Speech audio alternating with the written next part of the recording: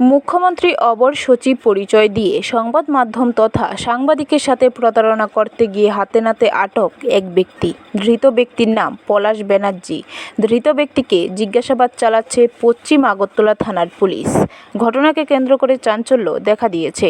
জানা যায়, ধৃত প্রতারকের নাম পলাশ ব্যানার্জি। যদিও সে ধরা খাওয়ার পর সংবাদ মাধ্যমের মুখোমুখি হয়ে জানায় সে অরূপ দেবের হয়ে কাজ করে।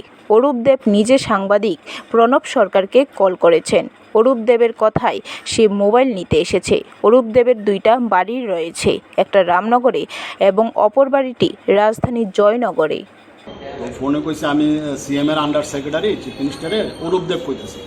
আমি কিছু কল কইল যে আমি আমরা পূর্ব ত্রিপুরা প্রচার লাগে দুইটা মোবাইল দিবেন, আর আপনারা চ্যানেলের যে বিজ্ঞাপন এটি আমরা পোষাই দেবো পরে।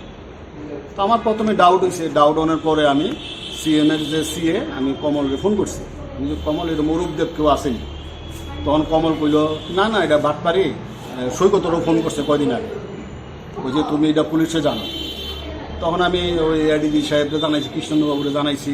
কৃষ্ণবাবু ওই এসপি সাইবার ক্রাইমে জানাইতে কইল। আমি সাইবার ক্রাইমে জানাইলাম। আমি হ্যাঁ বুঝে দিছি না, এর লগে আমি কন্ট্যাক্টে রাখছি।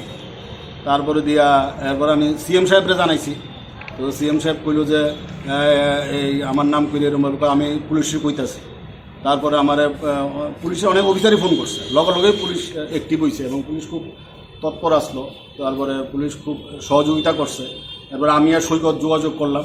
তো সৈকত আর আমি যোগাযোগ করার পর দেখলাম সেম লোক অরূপ দেব।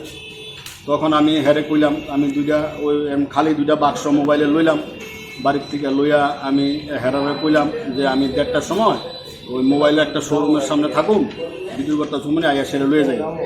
তখন কইছে আচ্ছা। ব্যুরো রিপোর্ট, খবর ত্রিপুরা।